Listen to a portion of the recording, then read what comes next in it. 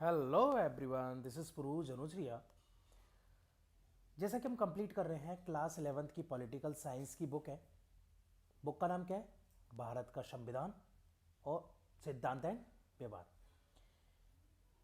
इसका चैप्टर 1 हम already complete कर चुके हैं। अभी हम डिस्कस कर रहे हैं चैप्टर 2 जो ऑलमोस्ट कंप्लीट होने को है। अभी हम डिस्कस कर रहे हैं चैप्टर 2 जो कि ऑलमोस्ट कंप्लीट होने को है। तो हमने इसमें संवैधानिक उपचारों का अधिकार जो है वहां तक बात कर ली थी कि सुप्रीम कोर्ट किस तरीके से आर्टिकल 32 के तहत रिट जारी करता है, उसके बारे में डिस्कस कर चुके थे। क्लियर है? आज हम डिस्कस करने वाले हैं राष्ट्रीय मानवाधिकार आयोग के बारे में। बहुत छोटा वीडियो रहने वाला है। राष्ट्रीय मानवाधिकार आयोग हमने इसको छोड़ दिया था क्योंकि हम इसको अलग से करने वाले। बहुत छोटा सा है, ज़्यादा बड़ा नहीं है ना? 10-15 मिनट में कंप्लीट हो जाएगा। तो चलिए स्टार्ट करते हैं। किसी भी संविधान द्वारा प्रदान किए गए अधिकारों की असली पहचान तब होती है जब उन्हें लागू किया जाता है। भाई ऑब्वियसली है कि मैं अपनी बुक में कुछ भी लिख दूं, कितने भी आदर्शवादी चीजें लिख दूं, लेकिन मैं उन चीजों को अमल में ला ही नहीं रहा हूं, तो फायदा क्या फिर उन चीजों का? तो उनको लागू करना बहुत जरूरी है। तो असली पहचान क्या होती है कि उनको लागू किया जा रहा है। समाज के गरीब हो गए, अशिक्षित हो गए, कमजोर तबके के लोगों को अपने अधिकारों को प्रयोग करने का की स्वतंत्रता होनी चाहिए। समाज के कोई भी क्या हुआ? ओके। समाज के कोई भी लोग हो, चाहे वो गरीब हो, चाहे वो अशिक्षित हो, जिनको कुछ भी नहीं पता, अनपढ़ है, कमजोर तबके के, पावर नहीं है उनके पास, पावरफुल नहीं है वो, पावर किसी भी तरीके से हो सकती है, फिजिकल भी हो सकती है या फिर गैदरिंग वाली भी हो सकती है। तो कमजोर लोग हैं, कोई भी हो, वो उन अधिकारों को यूज कर सकता, आराम से यूज कर सके, वो इसके लिए स्वतंत्र होना चाहिए। पीयूसीएल फुल फॉर्म पूछ ली जाती है, ओके, और पीयूडीआर दोनों की, तो आपको फुल फॉर्म पता होना चाहिए। People's union for civil liberties. कौन सा हो गया? People union for civil liberties. And दूसरा कौन सा हो गया? People's union for democratic rights. तो कौन सा हो गया? People's union for civil liberties and दूसरा है people's union for democratic rights. PUCL PUDR दोनों के आपको फुल फॉर्म पता होना चाहिए, एग्जाम से पूछ ली जाती है। जैसी संस्थाएं अधिकारों के हनन के विरुद्ध चौकसी करती हैं, ये जो संस्थाएं वो क्या करती है कि किसी के अधिकारों का हनन तो नहीं हो रहा, उसका ध्यान रखती है। इस परिप्रेक्ष्य में क्या हुआ? 1993 में सरकार ने राष्ट्रीय मानवाधिकार आयोग का गठन किया। किसका किया? राष्ट्रीय मानवाधिकार आयोग का। कब गठन किया गया? 1993 में।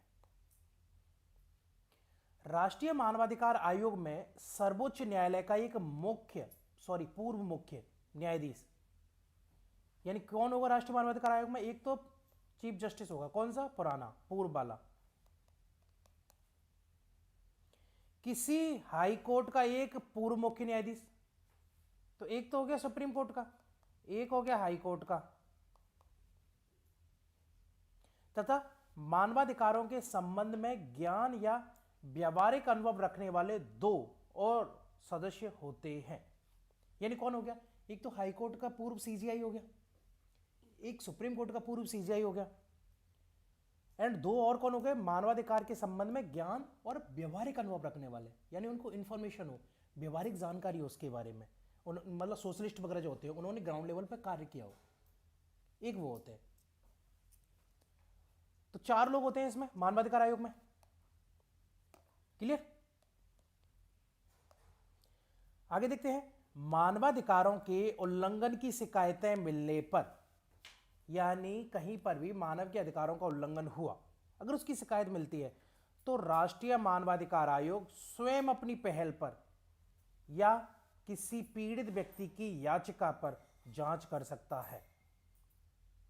वो शिकायत किसी भी लेवल से हो सकती है, कैसे भी, डायरेक्टली किसी ने की हो या इनडायरेक्टली भी हो, किसी तीसरे व्यक्ति ने की हो, किसी ने भी की हो, तो क्या करेगा, या तो राष्ट्रीय मानवाधिकार आयोग है वो स्वयं पहल करेगा कि इसके अधिकारों का हनन क्यों हो रहा है, रोका जाए, या फिर किसी पीड़ित व्यक्ति की याचिका पर जांच करे, या फिर कोई पीड़ित व्यक्ति है वो याचिका लगा रहा है, पीआईएल दायर कर रहा है, अगर याचिका लगाई तो उस पर जांच करेगा मानवाधिकार आयोग। जेलों में बंदियों की स्थिति का अध्ययन करने जा सकता है, मानवाधिकार के क्षेत्र में शोध कर सकता है या शोध को प्रोत्साहित कर सकता है।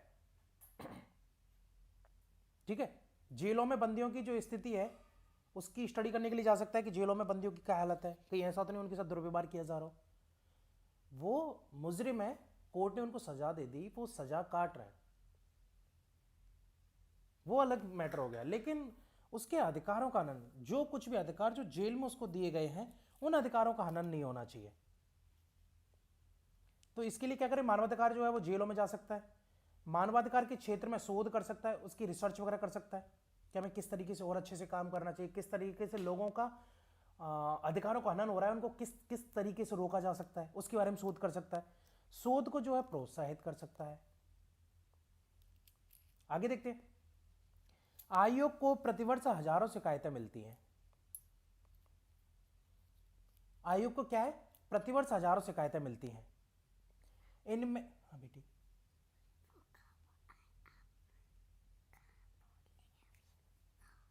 मैं अभी डिस्कस करते हैं, क्लास ले लो ना। इनमें से अधिकतर हिरासत में मृत्यु, हिरासत के दौरान बलात्कार, लोगों के गायब होने, पुलिस की ज्यादतियां, कार्रवाई ना किए जाने, महिलाओं के प्रति दुर्व्यवहार आदि से संबंधित होती हैं। ठीक है, कस्टडी में डेथ हो गई तो ये सारी जो है शिकायत है। मानवाधिकार आयोग का सबसे प्रभावी हस्तक्षेप पंजाब में युवकों के गायब होने तथा गुजरात दंगों के मामले में जांच के रूप में रहा। यानी अगर मानवाधिकार का सबसे प्रभावी हस्तक्षेप की हम बात करें तो पंजाब में जो युवक गायब हो रहे थे उसमें, और गुजरात में जो दंगे होते उसकी जांच में रहा था। आयोग को स्वयं मुकदमा सुनने का अधिकार नहीं है, वो रिपोर्ट देगा ना, तो आयोग जो है वो स्वयं मुकदमा नहीं सुन सकता। यह सरकार या न्यायालय को अपनी जांच के आधार पर मुकदमे चलाने की सिफारिश कर सकता है।